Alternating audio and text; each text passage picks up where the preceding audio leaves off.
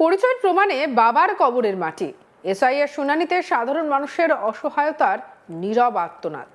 মুর্শিদাবাদের ভরতপুর ১ নম্বর ব্লকের ডাঙ্গাপাড়া এলাকায় এক ব্যতিক্রমী এবং হৃদয় বিদারক ঘটনা প্রশাসনিক প্রক্রিয়া নিয়ে নতুন করে প্রশ্ন তুলেছে। এসআইআর সংক্রান্ত শুনানিতে বাবার সমস্ত তথ্য এবং নথিপত্র নিয়ে ব্লক অফিসে হাজিরা দিতে বলা হয়েছিল স্থানীয় বাসিন্দা কেবির শেখকে।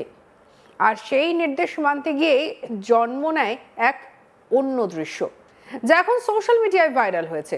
শুনানিতে অংশ নিতে কেবির শেখ মাথার ওপর কাপড়ের পুটলি বেঁধে নিয়ে আসেন বাবা, দাদু এবং ঠাকুরদা সহ পূর্বপুরুষদের জমির দলিল, রেকর্ড, পর্চা, একাধিক পুরনো ব্যক্তিগত কাগজপত্র। কিন্তু তাতেই থামেননি তিনি।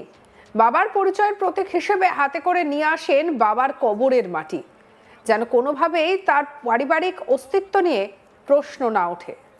কি বলছেন কেবির শেখ, শুনবো। আমার দাদু যেকালকার সেই কালকার হারিকল ভাঙা আছে, টর্চ লাইট আছে, নম্ফ আছে, আবার কি লিবে সেইটা আমি ঝুলাতেই যে কবরের মাটি আছে। কার কবরে? আমার দাদুর কবরে। আপনার দাদুর কবর কোথায় হয়েছে? আমার দাদুর কবর এখানে হয়েছে। কোথায়? ভরতপুর ডাঙ্গাপাড়াতে। কিন্তু আপনি আসছেন কোথা থেকে? আমি আসছি ইয়া থেকে, ডাঙ্গাপাড়া থেকে, ভরতপুর ডাঙ্গাপাড়া থেকে। কোথায় যাবেন? আমি যাবো ভরতপুর গোলাকে যাবো। আজকে হিয়ারিং আছে। কি নাম আপনার? আমার নাম হচ্ছে কেবির শেখ। আপনার ছেলেদের নাম? সমন শেখ, আচ্ছা। জুয়েল শেখ। আমার বাবার নাম মহাসেন শেখ। আমার বাবার নাম হচ্ছে হবিব শেখ। হবিব শেখের বাপের নাম হচ্ছে ইন্তার শেখ। আর আপনার নাম কেবির শেখ? আমার নাম কেবির শেখ। আর জুয়েল শেখ, সুমন শেখ কে? ওটা আমার ছেলে। আপনার সঙ্গে কি ডিফারেন্স আছে? আমার সাথে কোনো ডিফারেন্স কাগজ একবার ক্লিয়ার হয়ে আছে। তাও ডাকছে আপনাকে? তাও আমাকে ডাকছে। উদ্দেশ্য কি বলতে পারবেন? উদ্দেশ্য কি বলতে অতটা আমি পাইব না। কি করে কাগজ ঘুরে আসছে কিসের? আমার 2002 আমার নাম আছে। আচ্ছা, যদি আপনার ঠিক না হয় তাহলে আপনি কি করবেন? আমার যদি ঠিক না হয়, আমার কাগজ ঠিক আছে দেখবে অফিসার, ঠিক আছে কিনা আছে, তাইতে কাগজের। আমি মূর্খ মানুষ, আমি কাগজ সব এনে নিয়ে আসছি। যদি আপনার ঠিক না হয় তাহলে আপনি কি করবেন? ঠিক তাইলে আমি অনশন করব। অনশন? কোথায়? গোলাকে করব। এই ছবি ব্লক অফিস চত্বরে উপস্থিত সকলকে একেবারে স্তব্ধ করে দিয়েছে। পরিচয় প্রমাণের তাগিদে একজন সাধারণ মানুষকে এভাবে নিজের আবেগ এবং যন্ত্রণা প্রকাশ করতে হচ্ছে, এমন ছবি অনেকের কাছেই অবিশ্বাস্য ঠেকে। ঘটনার ভিডিও দ্রুত ছড়িয়ে পড়েছে সোশ্যাল মিডিয়ায়, আর নেটিজেনদের প্রশ্ন একটাই, নথির অভাবে মানুষকে এভাবে প্রমাণ দিতে হবে? স্থানীয়দের মতে কেবির শেখ এই পদক্ষেপ আসলে ভয় এবং অসহায়তার বহিঃপ্রকাশ। পরিচয় হারানোর আশঙ্কা থেকে জন্ম নেয় এক নিঃশব্দ প্রতিবাদ। অনেকেই মনে করেছেন যে এটি কোনো বিচ্ছিন্ন ঘটনা নয়, বরং প্রশাসনিক জটিলতার সামনে সাধারণ মানুষের অসহায়তার প্রতিচ্ছবি। ভরতপুরের ডাঙ্গাপাড়ার এই ঘটনা এখন আর শুধু একটি ভাইরাল ভিডিও নয়, এটি প্রশাসনিক প্রক্রিয়া, মানবিক দিক, নথিপত্র যাচাইয়ের পদ্ধতি এবং সাধারণ মানুষের প্রতি ব্যবস্থার সংবেদনশীলতা নিয়ে গভীর আলোচনার কেন্দ্রবিন্দুতে উঠে এসেছে। এই নিয়ে আমাদের কালেক সব্যসাচীর রিপোর্ট দেখাবো।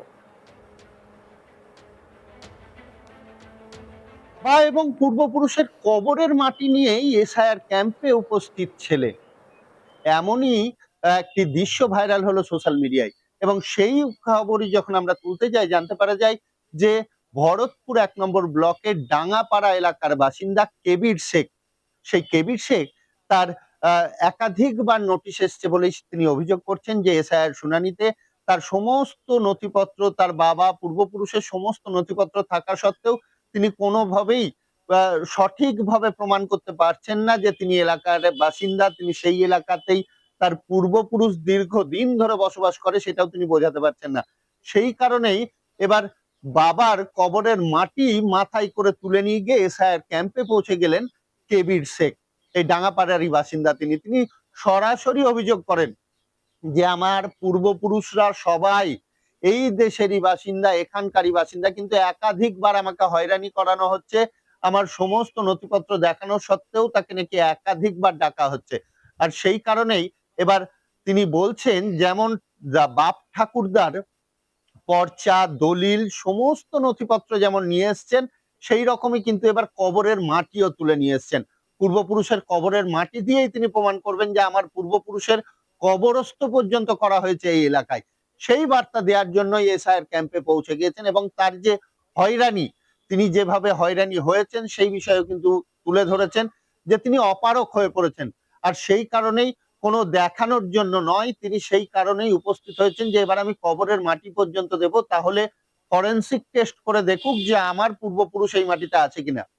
সেই কারণেই তিনি মাটি যেমন নিয়ে বেরিয়েছেন, সেই রকমই মাথাতে করে বাড়ির প্রত্যেকটি দলিল, তার পূর্বপুরুষের যে পর্চা, যা যা নথিপত্র তার বাড়িতে মজুদ ছিল, সমস্ত কিছু নিয়েই তিনি এসআইআর ক্যাম্পে হাজির হয়ে গিয়েছেন।